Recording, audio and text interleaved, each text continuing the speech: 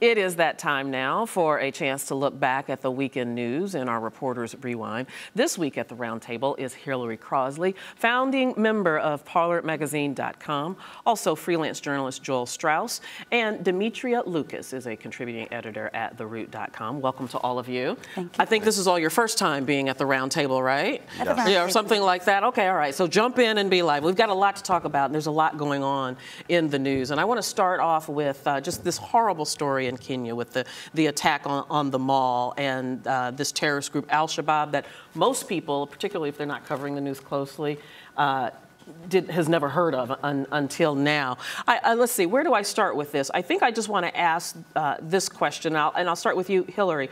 What was your reaction when you heard about it?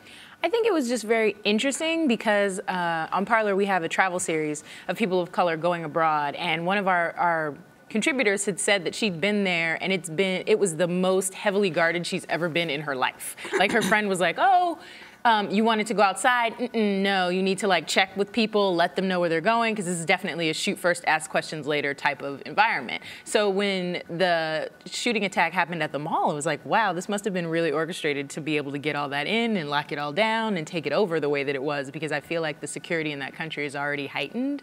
So yeah, and that's coming out in the news about how well planned this was. But Joel, you had someone that was just at the mall, was it last week? Yeah, actually one of my very good friends from college was at the mall each day the week before the attack. And she said to me, she was posting photos on Instagram. I saw her, you know, eating ice cream, enjoying the mall. And then the next week it was chaos. And I went to check in with her. And she said, luckily she wasn't there and our mutual friend wasn't there. But she described how shocked she was because, exactly as you mentioned, the security. There were 2 layers of security. One, to get into the parking lot. They search your car. They do all that. And then on top of that, when you go into the mall, there was another layer of security. And now it's just coming out that they actually worked in a store there for a year. So it was a really well-planned attack, and I'm shocked. And probably paid off some of those security officers. You had a very strong reaction, as so many people did to this story, right, Demetria? Yes, one of my very good friends used to work for the State Department, and she was over there. So I'd heard lots of stories about Kenya, and she'd said, you got to go. I always go to South Africa. It was on my list of places to go. She talked about the mall. She talked about so many aspects of the country, and so it was just very shocking. I will say this, though.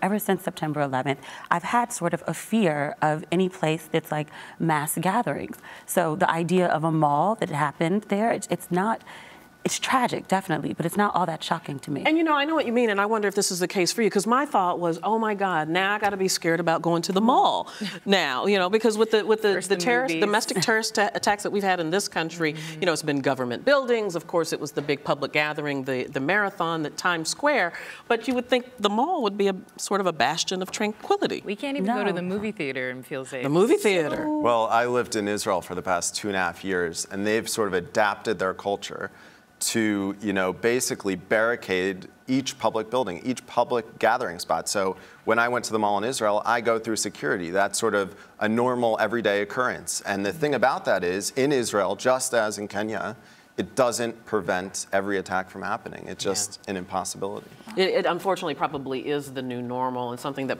perhaps we've been insulated from for a little longer than other countries like Israel. You make a very good point there. I want to turn the corner and talk about another subject that made news this interesting, and I was a little outraged by this story. And this was a story of a young girl, 4-year-old by the name of Baby Veronica, who was adopted out as an infant by her mother, and then her Native American father was able to successfully petition and get custody for her for the last 2 years of her life.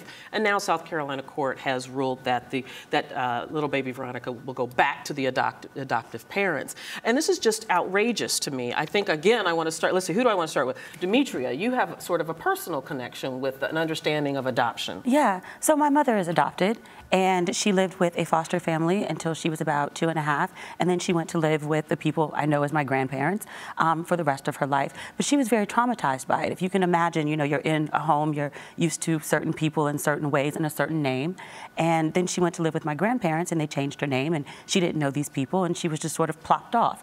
And I kind of feel like that's the situation that's going on with baby Veronica, in which she's being like bounced like a little ping pong ball back in between people. And I understand that both sides care care very much about this child, but I kind of wonder who's considering the welfare of this baby and how she's feeling going back and forth between people that she doesn't really know. Yeah, and I think that's what struck me the most, and that is what is in the best interest of this child. She's 4 years old, been with her biological father, who wants her and can care for her. Well, I don't think he had her best interests in mind when he had the chance, because I believe he didn't pay child support in the beginning. And then on top of that, when the mother put her up for adoption, he had to sign the papers. So, you know, an issue of that magnitude, you know, when it's something that has to do with your daughter and you don't read the paperwork and then you sign it away and you say, oh, no, you know, I want her back now. Well, I think that makes it a bit more. And it was that very point. Yeah, you make the good point. It was that very point upon which the South Carolina Supreme Court based their final decision. But he maintains that he signed over his parental rights thinking that the biological mother was going to keep the baby. Again, he didn't read the fine point, but perhaps his motives weren't so sinister. Yeah, I mean, I think all of it just really smacks of all of the sort of racial discrimination that the Native Americans have dealt with all the way up to this point. So just sort of looking at the facts, I'm immediately like, give the baby back. What are we even talking about this for? But then as I spoke to Joel earlier, I did say, well, where was he in the beginning? Because they mentioned in the story, the father was absent. And I'm a journalist, so I'm very curious. Where were you when the mother was giving birth and she was contemplating giving the child up for adoption? Like, did you weigh in? Where were you? Did you not pay your... He was overseas, though, right? Was he? Is that what happened? Well, yeah, he went away. He was in the military. Yeah. Okay. He went to Afghanistan, I believe. Yeah. Yeah, so he was out of the country. So it wasn't that he was a deadbeat dad, I don't think, other than that he was derelict in reading the fine print. Yeah. And when it comes with your child, that's kind of a time you really do want to read the fine print. I just wish they could figure out, just put the child somewhere, give her a stable, settled family and environment. This back and forth cannot be healthy for the baby. I could not agree with you more, Demetria, because here's the thing. If all of these parties really were after the best interest of the child, move to the same city. Well, set up some sort of, you know, visitation agreement. You know, I understand they all love her. Yes. You know, and the plight of an adoptive parent can be heart-wrenching sometimes. But this volleying back and forth is just crazy. It's not good for the kid. For the it's child. just not. Yeah. We're only down to 1 minute, so I'm going to do this very quickly. And Joel, I want to come to you. Of course, we just are wrapping up the General Assembly of the United Nations, and the President just announced today in his remarks that he had a phone call with Hassan Rouhani, the President of Iran, and perhaps there's going to be some diplomatic progress in their nuclear program. This sounds like a good idea, but man, does it open a can of worms. Well, first of all, I'm very, very skeptical. I mean, coming from the Israeli background, what Bibi Netanyahu, the Prime Minister of Israel, has said time and again, and what he's going to push during his time at the UN this week, is that, you know, this is a wolf in sheep's clothing. He might have changed the rhetoric, but actually, as the president, he doesn't have any power within the country. It's up to the Ayatollah.